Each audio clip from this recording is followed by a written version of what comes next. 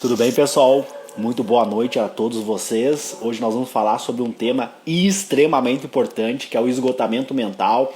Nós vamos falar hoje então com a doutora Andrea, que é médica psiquiatra, sobre burnout. Eu tenho certeza que após essa live aí vai ser um divisor de águas para a sua performance mental nos estudos. Então fique com nós até o final dessa live, que eu tenho certeza que vocês vão tirar vários ensinamentos. Tudo bem, doutora? Olá, boa noite, Leonardo, tudo bem? Boa noite, pessoal. Fico muito feliz aí da tua disponibilidade de poder vir aqui contribuir com o nosso projeto, né? Que é um projeto que pressupõe vencer na vida através da medicina, vencer honestamente através dos estudos. Então, significa muito para mim ter você aqui compartilhando todos os teus conhecimentos sobre um tema extremamente importante quando a gente fala estudante de medicina e até mesmo vestibulando de medicina. Com certeza, eu que agradeço, né, pelo convite. Sempre bom esses espaços em que a gente pode trocar, né? Eu acho que essa questão entre os profissionais mais experientes, os menos, eu acho que isso agrega para os dois lados. A gente sempre aprende também quando a gente ensina, né? Com certeza. Eu sempre falo para o pessoal que me acompanha aqui que eu sou a pessoa que mais aprende, né? Eu às vezes acabo conversando com vários médicos e eu sempre sou a pessoa que mais aprende. Então, para mim, é muito gratificante também trazer profissionais que eu penso que fazem um excelente trabalho nas redes sociais, porque assim, doutora, na minha percepção, o melhor remédio, a melhor forma de a gente resolver doenças é através do conhecimento, é levando conhecimento de qualidade para as pessoas. Com certeza, a gente vai educando as pessoas a pensarem de uma outra forma, né? Eu acho bem bacana que você tenha já começado esse projeto ainda na faculdade. Eu acho que acaba divulgando informação de valor, né? Coisas do bem aí, que querendo ou não também ajuda a prevenir doenças, né? A gente cuida tanto dos nossos pacientes e aí a gente tem que cuidar da gente também, né? Eu já vi que você também coloca bastante coisa relacionada à sua saúde mental, né? O quanto você também investe nisso. Então, acho que acaba sendo um exemplo bem legal, Léo.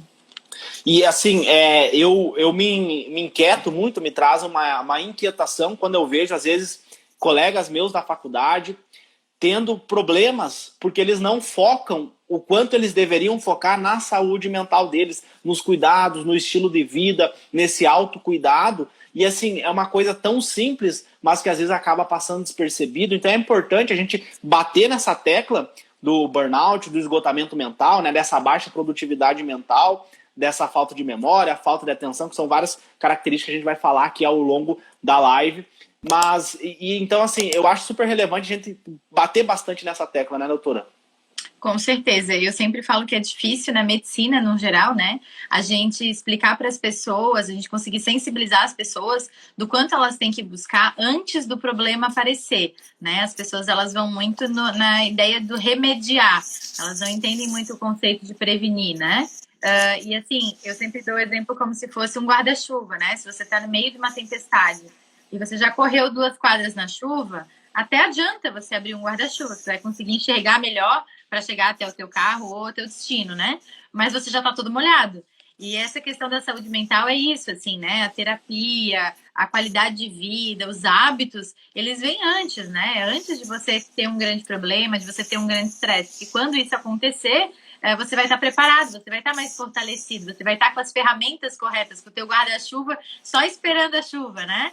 E quem está na chuva e não tem guarda-chuva, não tem o plano de ter, não está nem perto de um, vai passar mais trabalho. Então, acho que não é justo, né? Com a gente que cuida tanto dos outros, ficar doente sem perceber que isso ia acontecer, né? Não ter olhado para o céu para ver que a chuva estava vindo, né?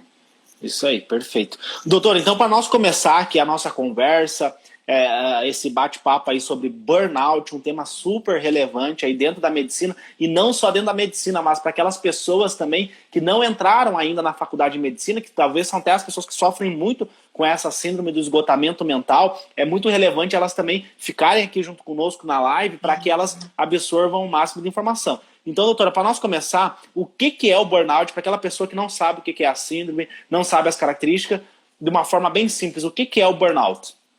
Então tá, então assim, ó, o burnout ele é uma síndrome, né, ou seja, um conjunto de sinais e sintomas, quando a gente fala de síndrome é isso que quer dizer, né, que foi descrita há muito tempo já, tem os primeiros relatos são de 1926, mais ou menos, e a curiosidade é que as primeiras vezes que foi descrito em residentes, né, em médicos que estavam na residência. E aí depois se viu que outros profissionais também sofrem da síndrome.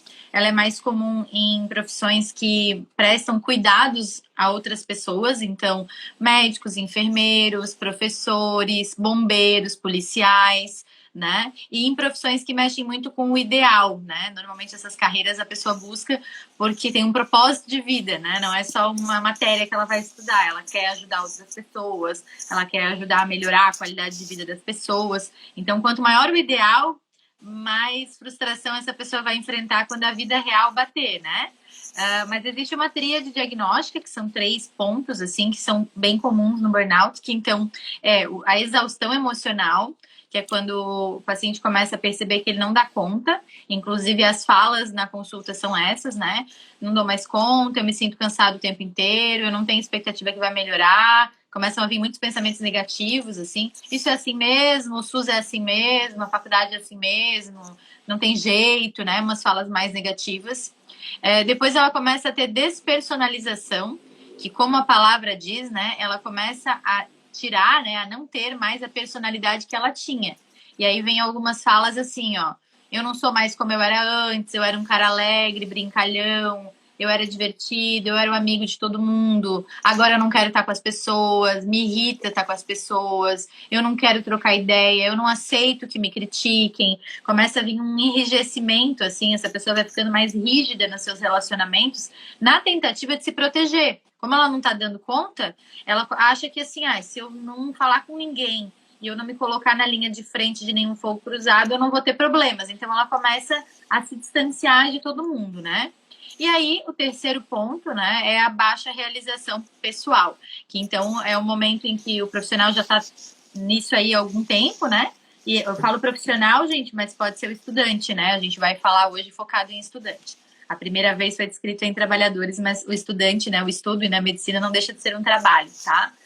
Então, assim, começa a ter uma baixa realização pessoal, começa a achar assim, acho que não é para mim, eu tinha uma ideia, agora não era bem o que eu esperava, eu não sei se eu vou conseguir, eu não sou como os outros, né? Os outros conseguem, mas eu tô achando que eu não vou conseguir, não é para mim, fica desmotivado, perde o interesse, começa às vezes a se sabotar, né? Vou faltar mesmo, porque eu nem tô tão afim, eu acho que eu nem sei. Não sei se eu vou ser um bom médico, não quer mais ajuda de ninguém, não quer ajudar também ninguém. Então, começa realmente a ter uma percepção negativa de si mesmo.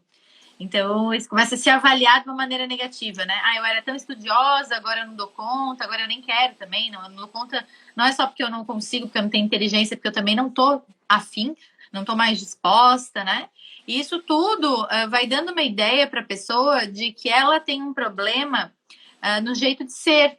A pessoa não percebe que ela está adoecendo, né? Então ela começa a achar assim, vai ver eu que sou preguiçosa, vai ver eu que não sirvo para isso, vai ver eu quis medicina, mas não é para mim, porque todo mundo diz que tem que estudar muito e realmente eu não estou conseguindo. Então confunde um pouco a pessoa que está em sofrimento, né?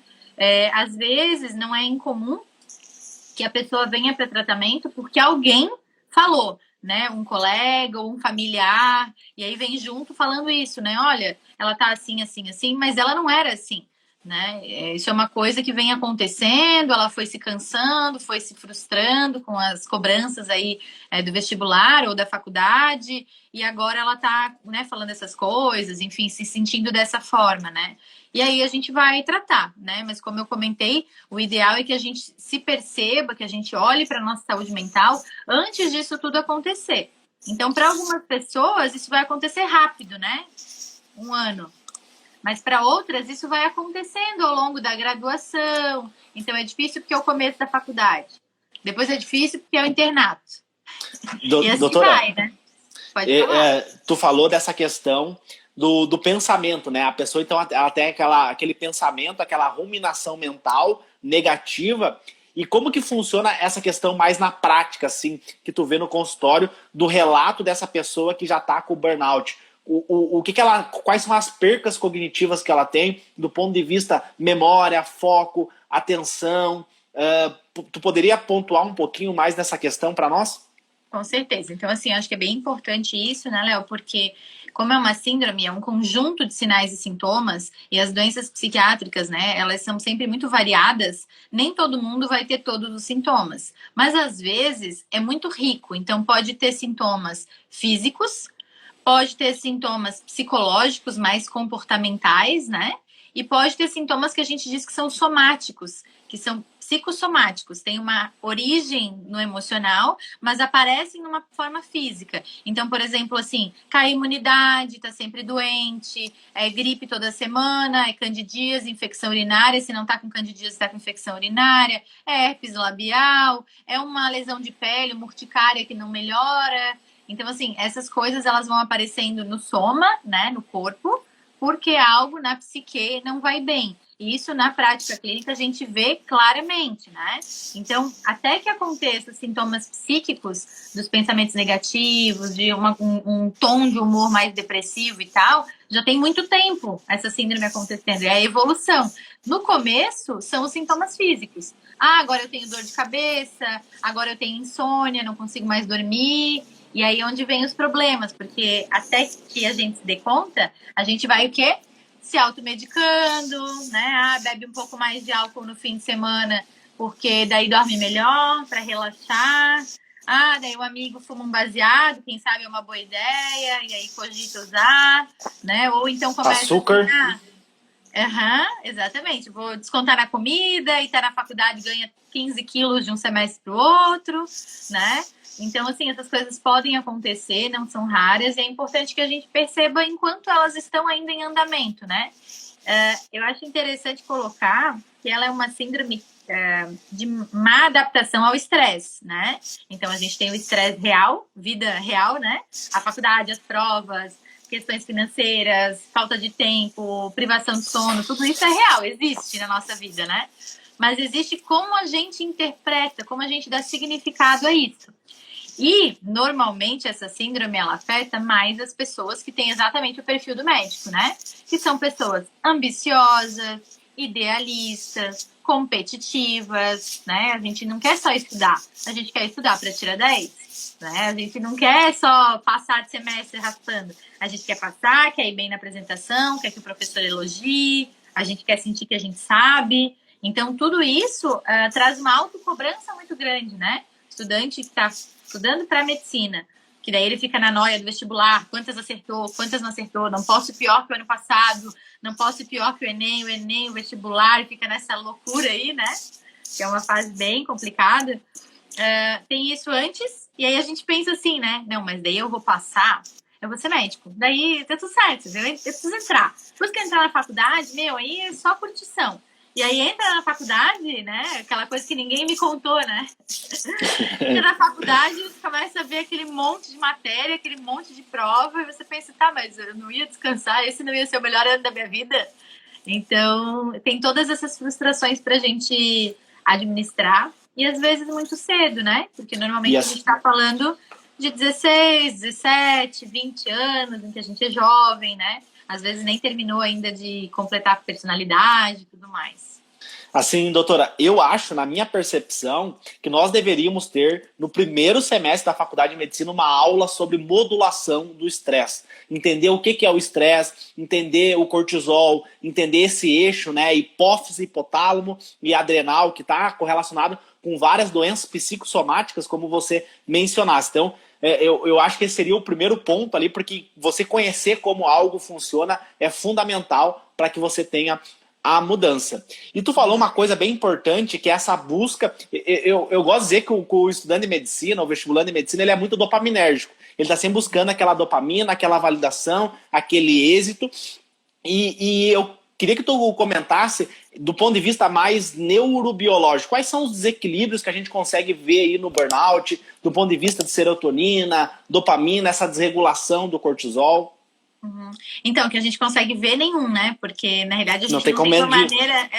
a gente não tem uma maneira efetiva de dosar ou que vai aparecer em um exame, isso não existe. A gente tem muitas teorias, né? Que se aproximam bastante das teorias da depressão, porque é mais ou menos a mesma neurobiologia, assim. Então, tem um desequilíbrio dos neurotransmissores, né? E uma má adaptação ao estresse. O que significa isso?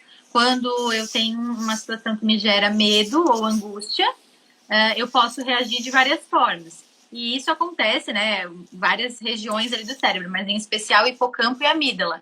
Então, assim, se eu tiver o meu hipocampo e a minha amígdala muito hiperreativo, eu vou começar a desencadear para as primeiras vezes que eu me incomodo ou que eu tenho medo, uma resposta exagerada do ponto de vista do sistema nervoso simpático, né? Vai acionar o meu sistema de fuga, vai bater mais forte meu coração, vai suar minha mão. Para algumas pessoas isso vai ser bem forte, vai dar diarreia, vai passar muito mal, né?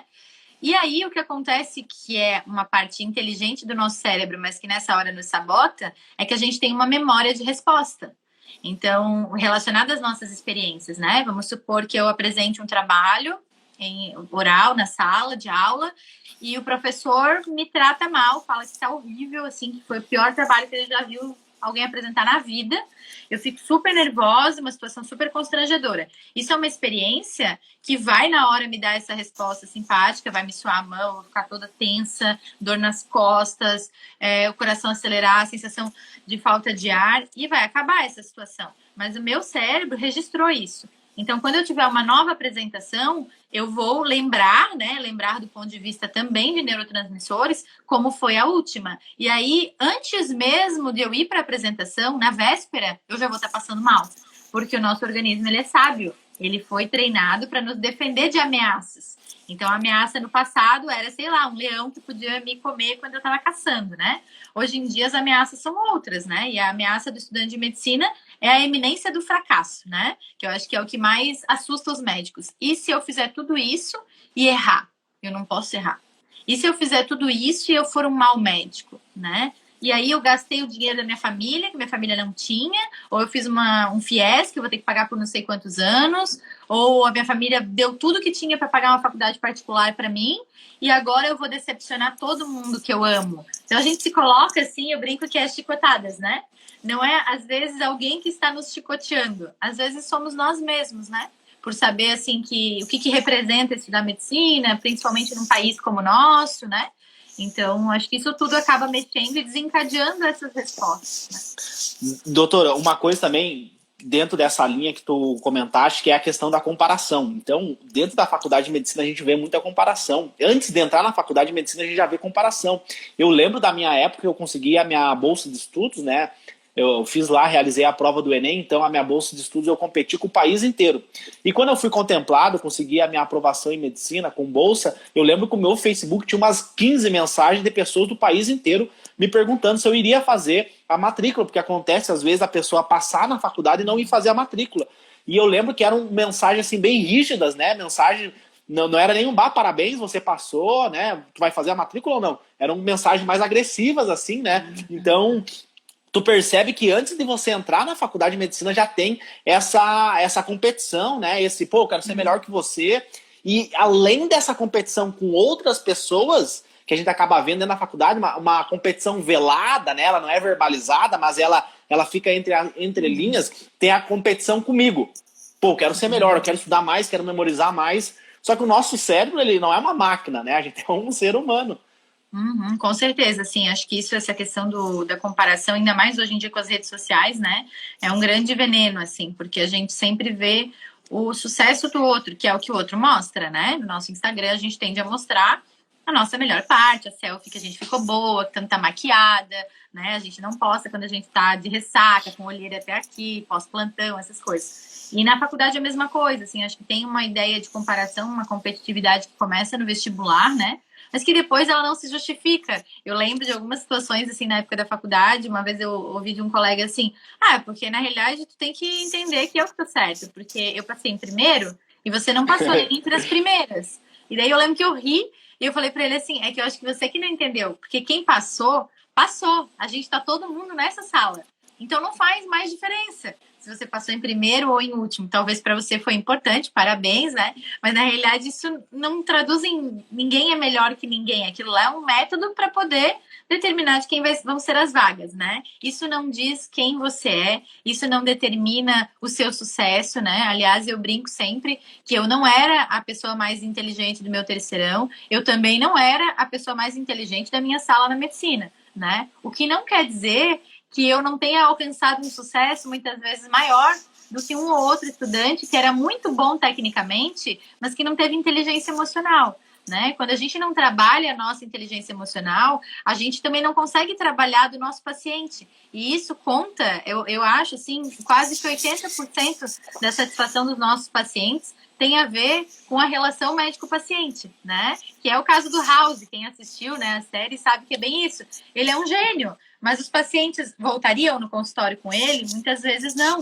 porque a relação é muito prejudicada, né? E isso é muito verdade, assim, quando a gente faz terapia, a gente também a gente é mais gentil com os nossos sentimentos e aí a gente consegue acolher melhor os sentimentos dos nossos pacientes, né? Então faz todo sentido. Eu brinco que é igual ensinar para os outros uma coisa que você não sabe. Se você já malhou, você faz academia e você vai ensinar alguém que está começando, você tem essa experiência para falar, né? Ó, não, assim dói, assim vai te machucar depois. Ó, é melhor a postura ficar assim. Ó, você tá roubando, hein? Você não tá fazendo força aqui, você tá fazendo força nas costas. Você consegue ver. Por quê? Porque você já executou, já errou e já aprendeu. Então, a terapia do estudante de medicina permite isso e isso vai ser útil o resto da vida como médico, né? E o oposto é verdadeiro. Se a gente não reconhecer quando a gente está frustrado, quando a gente está triste, quando a gente está entrando num quadro depressivo ou ansioso, a gente está menosprezando os nossos limites, né? As nossas dores. E aí a gente tende a menosprezar a dor do paciente. Ah, essa paciente é muito chata. Ah, tudo ela reclama. Ah, essa paciente é poliqueixosa. Isso aí é piti. Né? Então, assim, tem como que eu posso dizer assim, um distanciamento afetivo, né, do médico com a dor do seu paciente, porque ele está distanciado afetivamente dele mesmo. Ele não sabe que ele precisa dormir, ele não dorme na hora que ele precisa, ele não come na hora que ele precisa, ele não transa na hora que ele precisa, ele usa um remédio para acordar, um remédio para dormir, um remédio para fazer prova e droga no fim de semana, tudo para tolerar o que ele mais queria na vida, que era a faculdade, né? Então é muito louco esse movimento. Assim. Doutora, eu quero aproveitar que tu levantou esse tópico da medicação, a automedicação do estudante de medicina, o uso de drogas no final de semana, que é, assim, não é segredo para ninguém que o estudante de medicina ele acaba tendo esse abuso de drogas. Então eu queria que tu comentasse a questão da automedicação, porque a gente viu ali, tu comentou desses desequilíbrios biológicos, a gente sabe aí pelos novos estudos recentes aí da neurociência mostrando esses desequilíbrios de neurotransmissores, e aí a pessoa ela usa de bengalas farmacológicas, a gente pode citar a Ritalina, outros medicamentos aí que a pessoa acaba tomando por conta própria para repor, às vezes ela está com a dopamina dela muito baixa, vai lá, toma uma Ritalina para ter mais foco, ter mais motivação para estudar, e às vezes, na verdade, é um tiro no pé. E aí, no final de semana, como ela não tem prazer no estudo, ela não tem uma rotina equilibrada, ela acaba tendo a válvula de escape para repor aquele neurotransmissor que está desequilibrado no cérebro dela, ela usa a maconha, ela usa outras substâncias ali, né? E isso acaba trazendo vários prejuízos para o estudante. Queria que tu comentasse essa questão da automedicação e o consumo de drogas pelo estudante de medicina. Então, é uma roubadaça, né? Porque, assim, eu não costumo ter uma postura moralista com relação a isso, porque eu acho que o que a gente precisa é entender as coisas, né?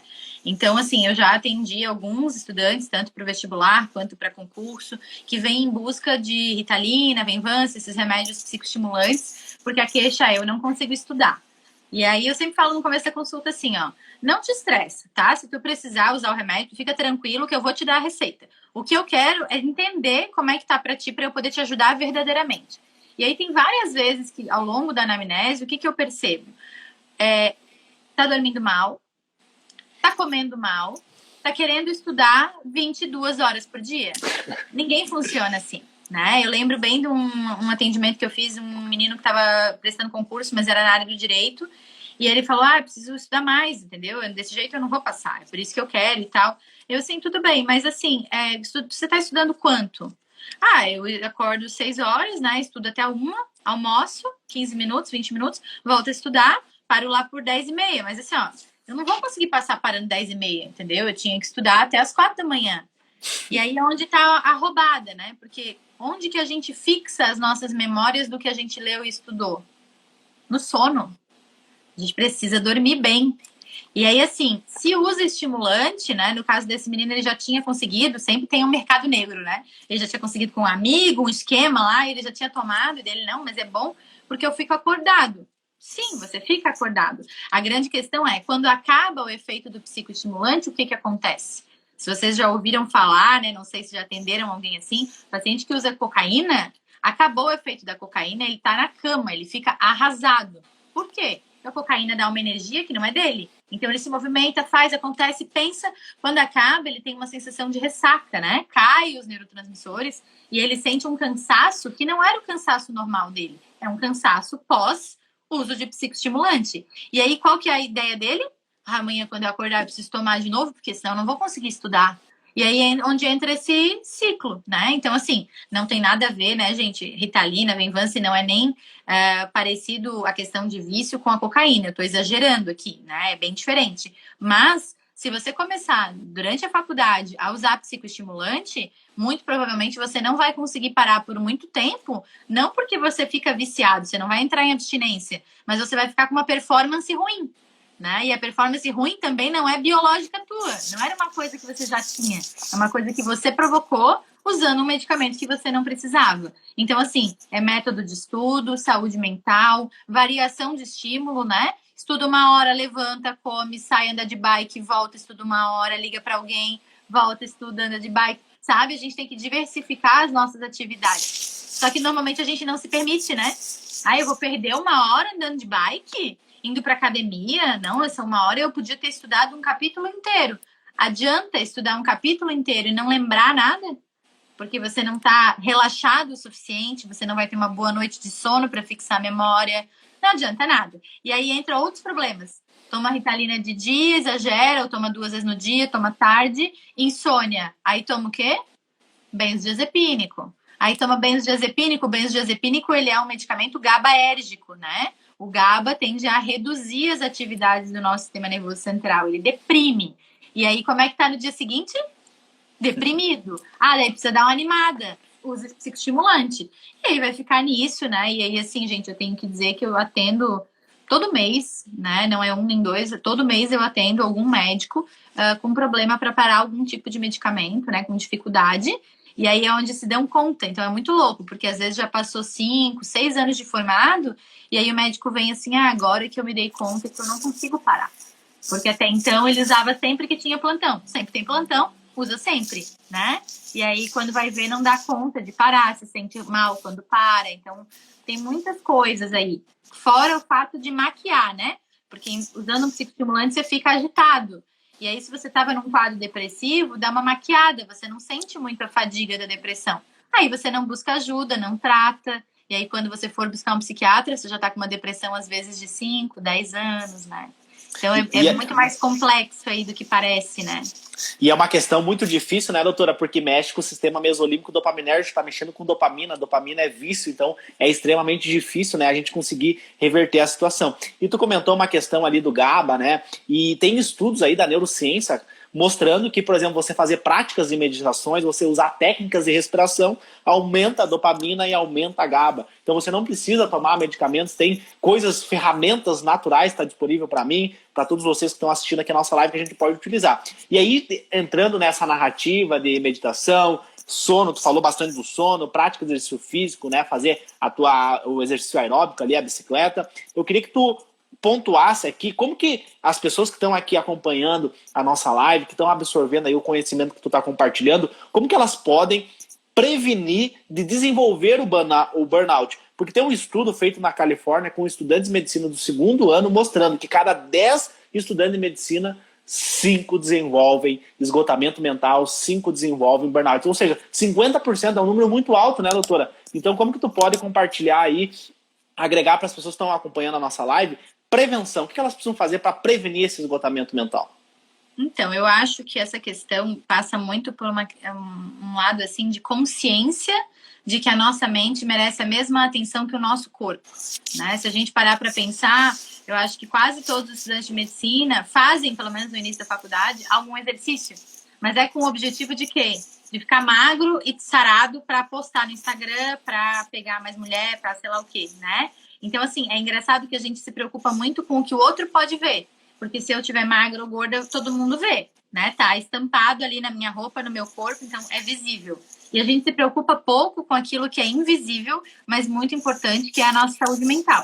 Então é uma consciência. Eu acho que fazendo psicoterapia, a gente vai aumentando essa consciência, a gente vai percebendo mais o quanto isso é fundamental. Agora que a gente está vivendo esse tempo de pandemia, eu acho que ficou escrachado, né? Porque no primeiro mês ali, o Covid, como é que pega? Todo mundo muito preocupado com o vírus. Dali em diante, eu só vejo as pessoas preocupadas em como que elas vão sobreviver até o final da quarentena, tendo que conviver com o marido, tendo que não ver a família, tendo que se adaptar com outra rotina de estudos, não podendo sair, não podendo fazer exercício. Então, assim, tá ficando mais óbvio o quanto a saúde mental é importante, né? E aí entra realmente as questões dos hábitos. A prevenção passa pelos hábitos. Então, assim, tentar tirar ou diminuir esses excessos, né? Excesso de álcool. O álcool é a mesma coisa, gente. Ele dá um primeiro relaxamento num primeiro momento, mas ele é um depressor do sistema nervoso central. A nossa faculdade dura 6 anos. Se você fizer abuso de álcool ao longo da faculdade, é um bom tempo da sua vida, né? E como é que acabam as pessoas alcoolistas? Com uma depressão grave. Fora os outros problemas clínicos, né? Mas pelo menos uma depressão grave vão ter, né? Então, assim, cortar os excessos de álcool, o ideal é que realmente não faça uso de outras substâncias, tá? Não é uma questão política ou moral, mas, assim, a maconha, ela desencadeia crises de ansiedade, né? Então, quem já tem propensão, já tem uma personalidade mais ansiosa, fuma maconha vai ter mais chance de ter crise de pânico, e aí tem 2 problemas. Tem que tratar a crise de pânico e tem que parar de usar a maconha, que às vezes não é tão fácil, né? Tem pessoas que têm muita dificuldade. As outras drogas também, os sintéticos, né? Que é muito comum também, vai para a festa eletrônica, aqui a gente que mora em Balneário é muito comum. Então, o uso de LSD, êxtase, cuidado também são drogas que aceleram o metabolismo, né? Acelera a frequência, acelera a temperatura. Se você já é ansioso, já está tendo alguns sintomas leves de ansiedade, pode piorar. Então, assim, esses excessos com certeza tirar e aí tentar levar uma vida mais saudável, então colocando atividade física, tem evidência científica de melhora dos sintomas, tá? Meditação hoje em dia também tem comprovação científica. Fé também tem comprovação científica, tá? Isso eu acho que é interessante dizer. Não necessariamente você precisa ter uma religião, e é legal que os artigos científicos eles não conseguem determinar isso, não é a religião católica ou a religião do espiritismo, eles não conseguem dizer isso, então eles não sabem se é o fato de você acreditar ou se é o fato de você frequentar um grupo, né? Porque normalmente se você vai num culto ou num centro espírita, você tem pessoas que te esperam, que cuidam de você, se você falta, elas ligam para saber como você tá, tem um suporte, assim, né? E isso, assim, então, assim, eu acho que faz todo o sentido se a gente vai cuidar de vida, cuidar da saúde das pessoas, primeiro a gente cuidar da nossa, né? Senão vira aquela máxima, assim, que eu vou dar dica de dieta para alguém se eu tô obesa, né? Posso até dar, mas a permeabilidade do que eu falo vai ficar pouco crível, né? As pessoas não vão acreditar muito porque elas vão pensar, se ela soubesse bem, ela aplicava nela, né? Então, acho que a gente precisa cuidar melhor da gente e uns dos outros, né? Ser mais gentil com os nossos colegas, deixar a competitividade para outro momento, que eu acho que não é o caso da faculdade, a gente não tem por que competir, a gente está todo mundo no mesmo barco, a gente poderia se ajudar mais, né? E acontece, eu lembro bem da época da faculdade, assim, uma que esconde o resumo porque não quer dividir, a outra que, né, não fala para o professor o recado porque quer que a outra tome falta. Essas coisas, assim, que eu acho que acabam só criando conflito e tornando aquela convivência mais pesada, né? Perfeito. E, doutora, tu poderia comentar também como é que foi o teu mestrado, né, mais esse ponto de vista acadêmico? A gente viu aí bastante essas dicas pontuais, né, essas reflexões pontuais que tu trouxe aqui para nós, mas eu queria também que tu entrasse nessa questão acadêmica, né, do teu mestrado. Tu fez um mestrado em cima do burnout, e porque o estudante de medicina, né, é interessante a gente analisar essa questão do burnout dentro do estudante de medicina, porque a faculdade de medicina, ela exige muito do estudante, é uma das faculdades que mais tem carga horária. E como que tu vê também, porque hoje como tu tem mestrado, que eu quero que tu fale do mestrado para mim poder entrar na questão da docência, porque hoje tu é professora, então depois nós vamos comentar essa questão do currículo médico. Porque ele impacta, né? Influencia nesse desenvolvimento do burnout. Impacta bastante. Assim, então, o meu mestrado foi em educação, né? Eu fiz o burnout, mas o impacto da escola, do tipo da capacidade emocional dos docentes relacionadas ao burnout nos professores. Foi esse o tema da minha dissertação.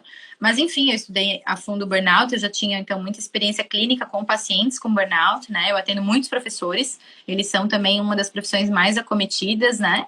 E aí entra toda essa questão. Relacionado ao currículo da medicina, eu acho que, assim, os estudantes adoecem primeiro porque eles já têm perfil, são mais idealistas, são mais ambiciosos, competitivos. Então, só por isso eles já cobram demais deles mesmos. Isso aí é um primeiro ponto que cada um poderia trabalhar em terapia, né? O segundo ponto é a graduação, né? Porque, assim, normalmente os professores de medicina, eles são os bons médicos de determinada área, né? Então, pelo menos sempre foi assim até então. O bom cirurgião dá aula de cirurgia. A boa endócrino dá aula de endócrino, a melhor da cidade em, sei lá, né, dá aula daquela especialidade. E aí eles não têm formação em educação. Então, como que eles dão a aula? Como é que eles cobram dos alunos? Pensando como foi a graduação deles. Eles pensam assim, se eu me tornei um bom cirurgião e o meu professor, o meu preceptor da residência me xingava, falava que estava sempre pouco, que eu nunca ia ser nada bom, era ríspido comigo, mas isso me ajudou a ser um bom médico, deve ser esse o sistema que funciona. Vou aplicar com os meus alunos, agora é a minha vez, né? E aí vai reproduzindo um sistema que, na realidade, ignora a saúde mental do estudante e coloca a pressão como motivador. Né? Eu vi até que entrou aqui alguns alunos meus aí da universidade e eu tenho, assim, comigo, né, até mesmo pela formação do mestrado, que, na realidade, o que motiva o estudante são os porquês. Né? Eu brinco sempre quando eu vou fazer uma revisão para uma prova, alguma coisa. Vai estudar isso aqui para a prova ou para a vida? Porque para a prova é tranquilo, né? Para a prova vai ser o que foi dado em aula. Eu quero saber, para a vida. Eu quero que daqui 6 anos, 8, quando estiverem atendendo, lembrem lá daquela aula, né? Eu não esqueci isso aqui porque a professora disse tal coisa. Isso gravou por quê? Porque fez sentido, né? Tem que fazer sentido no sentido... Sentido no sentido, ela tá me repetindo toda. Mas na parte realmente de significado afetivo. Eu preciso saber que a dor da cólica renal é assim, porque quando a pessoa chega, eu preciso medicar ela rápido, porque ela está com muita dor. Né? Eu não quero que, às vezes, na hora do atendimento, você não vai saber toda a cascata inflamatória da nefrolitíase. Né? É até bom que você saiba, mas esse não é o fundamental. O fundamental é você saber o que é e como você vai receber esse paciente. Né? A matéria que eu dou na universidade é habilidades médicas e a minha parte é específica em comunicação. Que é isso, né? E que é disso que os pacientes mais reclamam. Se a gente parar para pensar aí, familiares, amigos, o que eles mais reclamam é assim, fui no médico, nem olhou pra minha cara. Mandou a enfermeira fazer um remédio e disse que estava tudo bem. Aí, veja, muitas vezes o médico não errou, tipo, até acertou o diagnóstico e o tratamento. Mas o paciente saiu satisfeito? Não. Né? Então, assim, as pessoas, elas querem resolutividade, elas querem que você resolva o problema que levou elas para consulta, mas elas querem muito mais que isso, elas querem atenção. Né? E aí eu deixo a pergunta, quem não quer? Eu já tive a experiência de eu ser paciente, né? Ano passado eu lesionei o meu tendão tornozelo e eu estava num congresso, eu estava fora, então eu fui atendida num pronto-socorro aleatório, não falei que eu era médica, e o colega, o que aconteceu? Caiu? Daí ele olhou assim por cima da mesa pro meu tornozelo, tá bom, faz lá o raio-x. Então, assim, é claro que vai ter que fazer um raio-x, eu entendo, mas não é essa sequência, né? Não é dessa forma que se conduz uma consulta. Então, teve várias outras questões aí nesse atendimento, mas eu acho que é bom, e eu acho assim, eu sempre digo também para os meus alunos, a gente aprende com o professor que a gente quer ser igual a ele, e a gente aprende muito também com o professor que a gente não quer ser igual a ele, né? Eu acho que a gente aprende bastante também com como eu não quero ser enquanto médico. Também é uma maneira de aprender, né? E a questão do currículo, tu acredita que o currículo implica em um desenvolvimento do burnout aí dentro da medicina? Então, eu acho que esse modelo antigo, sim, né? Eu vejo que tem se proposto algumas mudanças, aí depende, claro, de cada universidade. Então, por exemplo, ali onde eu estou lecionando, que é na Unifeb, o currículo já tem desde o primeiro período habilidades médicas em comunicação, justamente para tratar essas dificuldades, tanto na comunicação médico-paciente, quanto em por que é difícil comunicar certas coisas. Que aí vem essas coisas assim, ó. O médico falou que o pai morreu no meio do corredor, não me explicou nada e saiu fora. Então, o médico não sabe se comunicar. Mas ele não sabe se comunicar por quê? Ele não sabe as palavras ou porque é difícil falar sobre morte, ou porque é difícil, enquanto médico, às vezes, a gente ser o portador da má notícia. Às vezes a gente não vai ser a pessoa que cura, que tem a resposta, que tem o remédio milagroso, né? Tem atendimentos e atendimentos. Aquele atendimento que o paciente está com hipoglicemia é ótimo, né? Que você vai lá, chega com a sua capa, faz a glicose, o paciente volta à vida e fala obrigada, doutor. E daí você pensa, nossa, né? Como eu sou eficiente. É ótimo, mas isso é a minoria. A maior parte, ainda mais pensando em especialidades de doenças crônicas, né? A maior parte a gente vai sofrendo aos poucos ao lado do paciente. A gente vai aliviando, né? E consolando sempre. Perfeito. E doutora, até nem estava na nossa reflexão aí de pautar essa questão, mas eu acho super relevante, e já que tu falou que também na questão da tua disciplina aí, tu levantou essa questão da morte, eu gostaria de perguntar para a pessoa que está estudando, tanto acadêmico de medicina, tanto vestibulando de medicina, nós estamos vivendo aí uma situação bem delicada de saúde pública no nosso país, não só no nosso país, mas no mundo inteiro, acarretado aí pela Covid-19, pelo coronavírus, e como que a pessoa consegue ter um bom desempenho mental nos estudos, ter uma boa memória, ter um bom foco, sendo que tem familiares morrendo, tem pessoas conhecidas adoecendo aí pelo coronavírus, né? Tá acarretando, prejudicou todo mundo. Eu fui prejudicado na minha faculdade, a gente teve mudanças na faculdade, nós tivemos que se adaptar. Eu me senti mal, demorei até me adaptar com essas mudanças. Colegas meus da faculdade também relataram que tiveram problemas para se adaptar com essas mudanças. Então, eu queria que tu pontuasse aí, que a gente pudesse fomentar aqui um diálogo em relação a essa questão, né, que nós estamos vivendo, e como é que eu consigo para fazer um bom rendimento nos estudos com tudo isso que está acontecendo no país. A pergunta de R$ 1 milhão, né? Quem souber a resposta, né, a resposta certa, até vai faturar aí.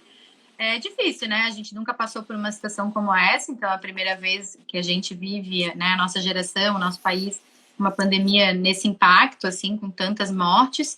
Muito difícil para os profissionais, para os estudantes também, né? Mas para os profissionais de saúde, com certeza, isso daqui a pouquinho, né? Já está acontecendo.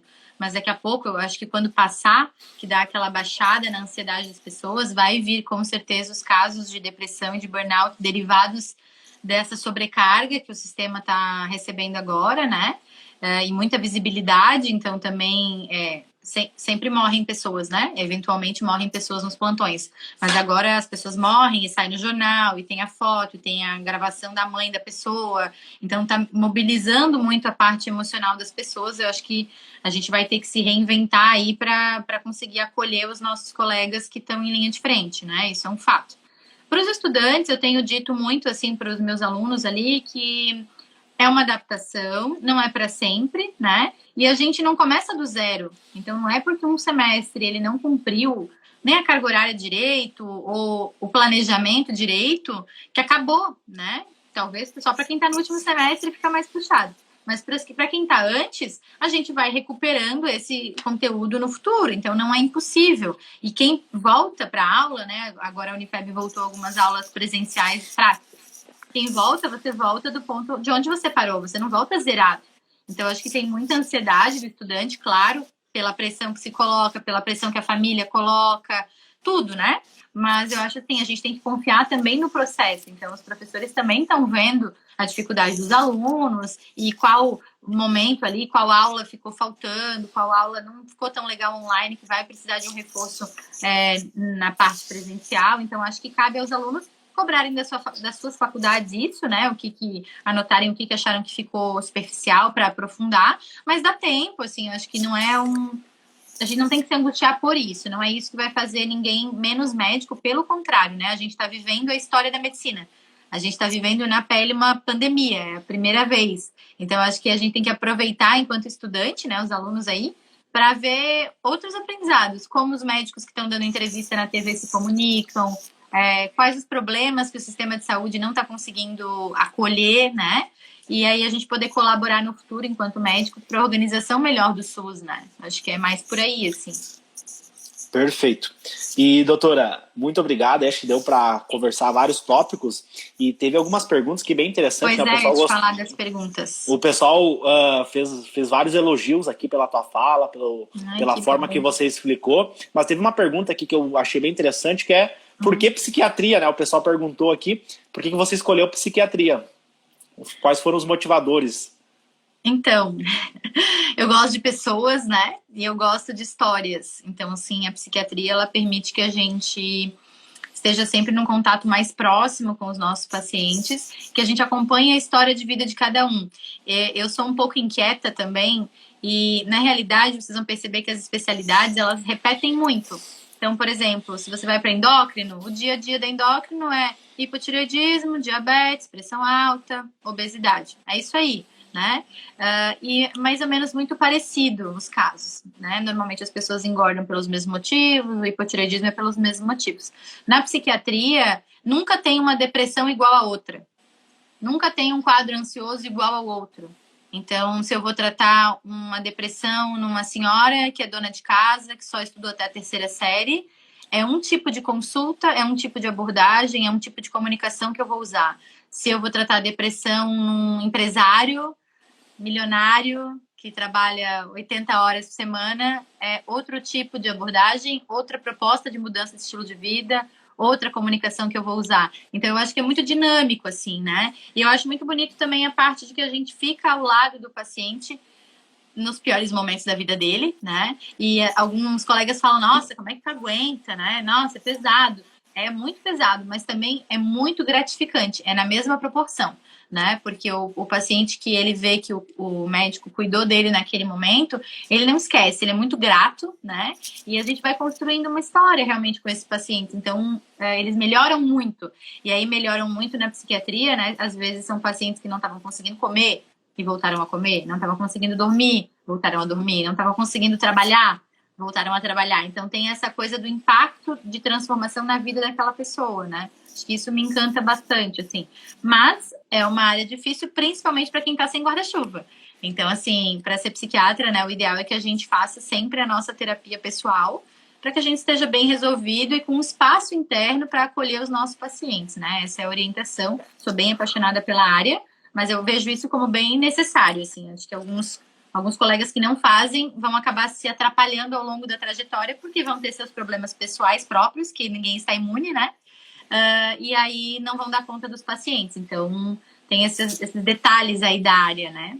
E, doutora, eu gostaria de te perguntar uma pergunta mais pessoal, assim, mas eu acho que pode agregar muito valor para quem está assistindo aqui. Qual que é a tua válvula de escape, assim? Porque às vezes parece que a gente que fala sobre esse tema, a gente não sofre com isso. A gente sofre muito com esse tipo de coisa, né? Então eu queria que tu comentasse qual que é a tua válvula de escape, qual que é a tua estratégia, assim, para desligar da medicina e ter aquele relaxamento profundo e voltar lá na segunda-feira com a energia renovada para atender de uma forma eficiente os teus pacientes. Sempre gostei muito de atividade física, Léo. Acho que essa é a principal válvula de escape, sempre foi. Eu fazia já antes, fiz ao longo da faculdade toda. Então, assim, não desanimem, gente. Às vezes vai ter semestre que você não consegue ir direito, ou que você só tem meia hora. Aí não deixa o pensamento sabotador vir, né? Porque aí a gente pensa, meia hora eu não vou ficar nem sarada e nem magra, então nem vou. Não é esse pensamento. Você tem que pensar que você está fazendo atividade física para a tua saúde, né? Se você fizer para a tua saúde, você vai ter mais motivação de ir e os resultados para emagrecimento, para ganho de massa, eles vêm de uma maneira melhor. É incrível isso, né? Quando a gente não está obcecado com aquilo, aí flui. Então, acho que a atividade física é o principal. E a terapia, eu acho que me ajudou muito, né? Me ajuda até hoje no sentido realmente de poder reciclar as emoções, porque a gente troca muita energia com os nossos pacientes, né? Então, a gente tem que estar preparado aí, mas cada um vai encontrar a sua. Eu sempre estimulo também, assim, não abandonem os seus hobbies. Se você toca violão, se você cuida de planta, se você faz trilha, continue fazendo, né? Claro que você vai ter que se organizar para isso. Talvez tenha que estudar mais no domingo para sábado poder fazer a trilha. Mas faça, que a satisfação de manter essas coisas aleatórias, né, fora da medicina, elas são bem importantes, senão a gente fica muito chato. Senão a gente só fala de médico, doença, paciente, e aí a gente não sabe mais conversar com alguém que não é da área, né? Doutora, então para nós finalizar aqui, eu queria agradecer muito a tua disponibilidade. Eu sei que tu é mãe, tu tem a tua clínica, né? Tu tem todos os teus empreendimentos, mais professor ainda, e tu reservar um tempo aqui para vir compartilhar teus conhecimentos. Eu espero do fundo do meu coração que tenha sido muito gratificante para cada um que está vendo aqui, tenha aprendido alguma coisa. Eu aprendi muito, né? Eu sempre sou o que aprendo bastante. E para nós finalizar aqui, eu queria que tu deixasse uma mensagem aí motivacional, uma mensagem aí de persistência, de resiliência nessa fase tão delicada que nós estamos vivendo para os estudantes que estão assistindo nós aqui. E só para, antes de tu responder, tem uma pergunta aqui do Marcelo, né? Qual que é psicólogo, psiquiatria? Tem várias perguntas sobre a psiquiatria. Eu tô no final do semestre agora, estou em rotina de provas, mas eu vou marcar aqui com a doutora Andréia para nós gravar um podcast contando toda a história dela, desde lá do vestibular, a faculdade, os motivadores, todos os detalhes aí da trajetória dela dentro da psiquiatria. Eu tô sabendo agora disso, tá, gente? Tudo bem. Vamos marcar um horário aí pra gente gravar, porque eu tenho certeza que a tua história é bem rica aí com várias informações. Então, doutora, qual que é a mensagem motivacional aí pro pessoal que tá assistindo nós aqui para nós finalizar? Beleza, gente, eu acho assim, ó, para cuidar dos outros, a gente tem que cuidar primeiro da gente. Acho que essa é a primeira lição que a medicina nos ensina. Então, não desmereçam, não fechem os olhos para os seus limites, né? Se você precisar dormir um pouco a mais, dorme, respeita o teu corpo, ouve o teu corpo, né? Não deixe de fazer seus hobbies, suas atividades físicas. Essa situação atual da pandemia vai passar, né? Não tem mal que para sempre dure. Então, uma hora isso vai cessar e a gente vai se reorganizar, vai se adaptando à rotina antiga novamente, né? E acho assim, a persistência, confiar em você. Sempre lembrem que vocês são merecedores de estar onde vocês estão, que vocês são capazes de conquistar o que vocês querem, né? No caso de quem está tentando vestibular, não desanime, criem suas estratégias, não mudem de sonho. Se você tem um sonho, persista. Se precisar aumentar, aumenta o esforço para conseguir ele. Muda de estratégia, mas não desista, porque no final vai valer a pena, é muito gratificante, né? E é isso, também foi um prazer estar aqui, Léo. Eu agradeço bastante a oportunidade. Se tiver outros temas, a gente pode combinar novamente, né? Eu queria também falar um pouquinho, aproveitar, né, que tem o pessoal aí, que eu acho que também os estudantes, eles não estão preparados para a vida de médico, né? Tem uma diferença grande entre você ser estudante e toda a carreira que você tem para administrar depois que você vira médico. Meu esposo também é médico, a gente tem um curso, né, que é um projeto para ajudar jovens médicos nas escolhas iniciais da carreira. Então, escolha de especialidade, início de consultório, como fazer plantão, onde, chama Power Med Curso. Então, quem quiser seguir ali, independente da época que você esteja na faculdade, acho que já vai criando essa consciência e isso diminui também a ansiedade depois quando for um jovem médico, né? Isso aí, são coisas que a gente não aprende na faculdade, né, doutora? Infelizmente, essa questão de gestão da carreira a gente acaba não aprendendo, né? A gente foca tanto na fisiopatologia, diagnóstico, tratamento, e esquece de como que eu vou gerir a minha carreira, né? Uhum. Pois é, então acho que isso acaba ajudando também no bem-estar geral do médico, né? E é isso, acho que se cuidar, gente, a mensagem é essa, não deixem de cuidar de vocês para focar nos estudos, porque quando vocês se derem conta, vocês estão no meio da tempestade sem guarda-chuva, né? Então, vamos lembrar desse exemplo, assim, de prevenir, se cuidar antes, para que a gente possa também desfrutar a parte boa de ser médico. Tem muitas partes boas, mas se a gente está ansioso, se a gente está angustiado a maior parte do tempo, a gente acaba não aproveitando, né? Então, não seria justo com quem estudou tanto. A gente tem que sair tecnicamente bem preparado, mas a gente tem que sair também saudável, né? Então, cuidem de vocês.